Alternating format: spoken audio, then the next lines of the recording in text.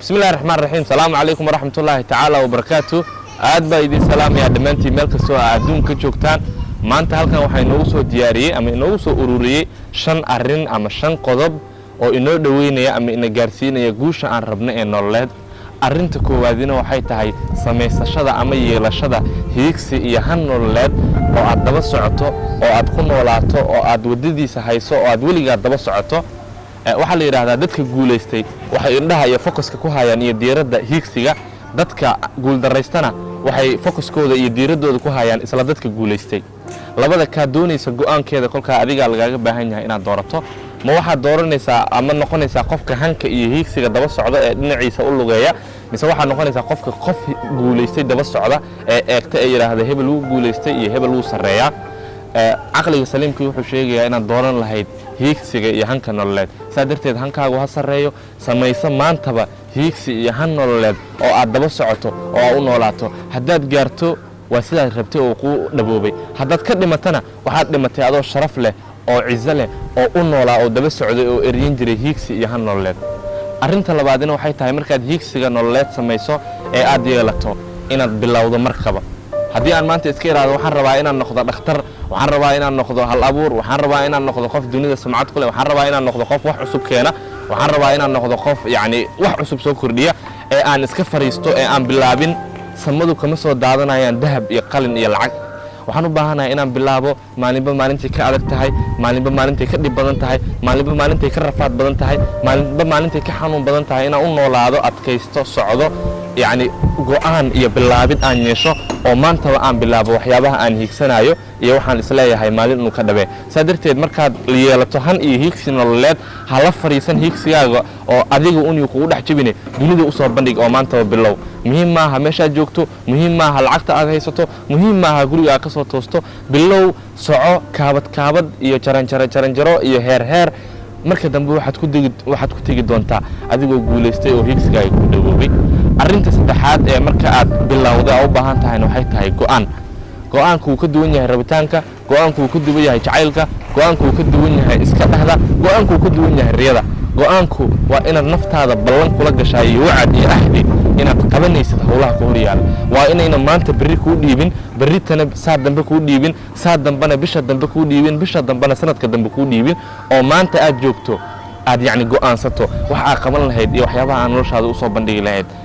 yani waxyaaba kaalintaadii nololeed maanta way bannaan tahay adduunyadu way u baahan tahay kursigaaga inaad ku fadhiisato qof kasta wuxuu buuxiyey kaalin iyo heer nololeed uu lahaa adiga kursigaagii maanta waa firaaqo bal ka soo qaad noloshu inay tahay maro weyn oo fidsan oo qof kastoo dunida ku nool daraf hayo haddii aanad daraftaada weli qaban daraftaadii dadkana way ku soo fakanaysaa way dhibaysaa adigana dhibaato iyo waxay kugu tahay adoo kaalintaadii ka maqan meeli waa ka maqnow ama ka muuqo ama dunida ka muuqo oo sida qof nool u noolow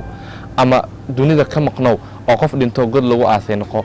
sidaa darteed go'aanku wuxuu kaga jiraa hiigsiga iyo bilaabashada kadib heer weyn buu kaga jiraa guusha nololeed aad rajaynaysid markaad go'aansato arrinta afraad ee aad u baahan tahay ee inta badan dadka ay yani ku jabaan ama samayn waayaan waxay tahay ku sugnaashada adkaysiga yani qofka inuu ku sugan yahay waxa uu haysto inuu markuu go'aansado ku sugnaado inaanu ka labalabayn sida bir meel la suray oo kale inaad u sugnaato oo tiraahdo haddii duruufo iga soo horbaxaan duruufaha dhammaanaya aniga ma dhammaanayo haddii kadeeda iyo mushaakilaad nololeed ay qabsadaan kadeedadaa baaba'aya aniga ma baaba'ayo muhiimaddu waa meeshaan u socda in la gaaraa muhiimaddu waa sidaan raba inay noqotaa muhiim maaha duruufaha maalmaha ay wataan muhiim maaha casharada aan baranayo wax waan qaldi karaa waan duruufoobi karaa يعني dhibaatooyin iyo mushaakilaad nololeed way soo wajihi karaa laakiin marnaba wahsan maayo marnaba seexan maayo marnaba gurigeyga aadi maayo waxaan markasta u taagnaanayaa oo u noolaanayaa inaan qabsado oo ku sugnaado waxa aan go'aansaday go'aanka aniga leh rajada aniga leh wanaagga iyo quruxda aniga leh qabka iyo muhiimadda aniga leh duruufuhu way tagayaan aniguna waan noolaanaya yani ku sugnaashada noocaas markaad leedahay waxayna kuma saameyn doonaan xusuusnoona mar kasta oo aad ku sugnaato hiigsigaaga iyo hankaaga nololeed oo aad jidkaaga ku taagnaato waxaa kaa hor imaanaya duruufo badan oo nololeed waxaa kaa hor imaanaya naftaada kugu jirto mararka qaar waxaad leedahay waxaan lama qaban karo mararka qaar waxaad ku fikiraysaa inaan wax la samayn karin mar kasta oo ay kadeedada iyo mushaakilaadka noocaasi kugu dhacaan adiguna noqo qof ka xoog badan qofkii shalay iimaan iyo rumayn kale ha ku sii gasho is-aamin oo naftaada yani ka soo saar si aanay maanta ahayn arrinta ugu dambaysa ee shanaad ee ku gabagabeynaya waxay tahay markaad intaasoo heerba soo marto guusha waxay u baahan tahay rajo wanaagsan laba kooxood ayaa tusaalahan waxaa inta badan soo qaato maxamed cumar laba kooxood ayaa garoon soo wada gala labada kooxood kooxna waxay ku soo gelaysaa kooxda iga soo horjeeda 3 gool iyo waxbaan uga badin doonaa oo afkan ciidda u dari doonaa kooxda kale ee dhigayga ahna waxay ku soo geli doontaa aniga maanta la igama badin doona ugu yaraan barbaraan geli doonaa waxa la kala badiyay intii aan game kuba bilaaban oo aan ciyaarta la soo gelin sadarteed kooxina waxay ku badisay maskaxda oo rajada ku jirtay waxay tahay inay kooxda ka soo horjeeysa 3 gool ku legdi doonto kooxda kalena waxay iska dhaadhicisay inaan laga badin doonin marka waa dareemi kartaa meesha aad dooranaysa adiga ma waxaad ka mid tahay kooxda leh anigu dunida anaa ka badinaya duruufaha anaa ka adkaanaya mushaakilaadka anaa ka weynaanaya anaa soo bixi doona mise waxaad leedahay kooxda leh waan iska joogi doonaa mushaar yar baan iska qaadan doonaa waan iska shaqaysan doonaa waa meel yar baan nolosha ka geli doonaa xusuusna qofba qofku ka rajo weyn yahay uu ka guulaysan og yahay haddii qofki kaa rajo badan yahay oo yacni ilaahay wuxuu ka rajaynaya ay kaa weyn tahay waxaa la hubaa inuu qofkaasi meesha uu gaarayna kaa weynaan doonto shantaas qodob waxay nagu saacidi karaan in ay noo dhoweeyaan ama na gaarsiiyaan guusha aan rabno shantaas meelmarintooda ayaan uga dhigaynaa qodob lixaad meel mari shantii aan kuu sheegay ugu yaraan yacni haddii aadan xasuusan karin meel ku xardho oo ku qoro si ay maalin kasta u noqdaan waxyaabo aa xasuusatid waxaan kuu rajaynayaa in hadafkaaga nololeed aa gaartid waxaan kuu rajaynayaa in hamiga kaa dhex guuxaya maalin uu dhawoobo waxaan kuu rajaynayaa in yacni aad noqoto qof saamayn ku leh waxaan kuu rajaynayaa inaad noqoto qof kaalintiisii nololeed buuxiya aad baa u mahadsan tahay daawashada muuqaalka ilaahay yaa ku sharfo